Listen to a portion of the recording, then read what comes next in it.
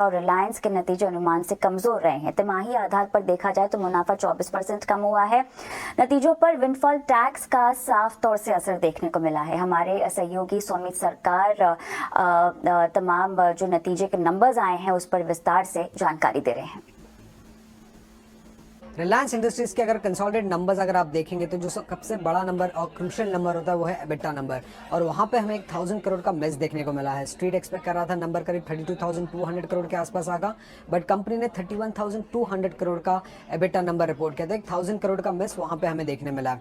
और ये जो मेन मिस हमें देखने मिला है वो O2C सेगमेंट के वीक परफॉर्मेंस के कारण।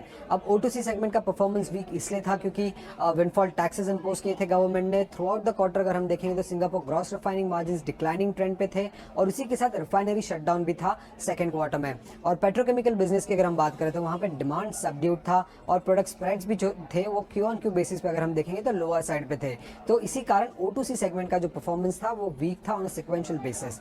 इसके अलावा अगर हम देखें तो रिटेल बिजनेस का परफॉर्मेंस वहां पे काफी अच्छा परफॉर्मेंस दिखा है। इनफैक्ट स्ट्रीट एक्सपेक्ट कर रहा था 4200 करोड़ का एबिटा होगा, बट कंपनी ने 4400 करोड़ का एबिटा रिपोर्ट किया। और ये इसका मेन रीजन यही है कि कंपनी का जो एक्सपेंशन रहा है वो काफ़ी अग्रेसिव रहा है। उसी के साथ हायर फुटफॉल्स ने भी बेनिफिट किया था, और जो न्यू स्टोर्स है उनके मोनेटाइजेशन के कारण भी हमें ये बड़ा एबिटा नंबर देखने को मिला है रिटेल डिवीजन में। अब oil and gas exploration business की अगर हम बात करें तो उसका भी परफॉर्मेंस सिक्वेंशियल बेसिस पे काफ़ी स्ट्रॉन्ग रहा है। अब जियो की अगर हम बात करते हैं तो जियो के नंबर्स भी लगभग इनलाइन ही थे स्ट्रीट एस्टिमेट्स के सामने। आरपू नंबर थोड़ा सा डिसअपॉइंटिंग था, 179 एक्सपेक्ट कर रहा था स्ट्रीट, बट 177 का आरपू कंपनी रिपोर्ट किया। और इसी कारण अगर हम देखेंगे तो कंपनी का जो रेवेन्यू ग्रोथ रहा है वो लोएस्ट रहा है पिछले 6 क्वार्टर्स में, बट कंपनी का जो एबिटा मार्जिन था वो हाईएस्ट एवर था। इसके पीछे का रीजन ये था कि इस क्वार्टर में जो एक्सेस चार्जेस थे, स्पेक्ट्रम चार्जेस थे और अदर एक्सपेंसेस काफी कम थे ऑन क्यू बेसिस। तो स्ट्रॉन्ग कॉस्ट कंट्रोल के कारण कंपनी का जो एबिटा मार्जिन आया है वो काफी स्ट्रॉन्ग आया है।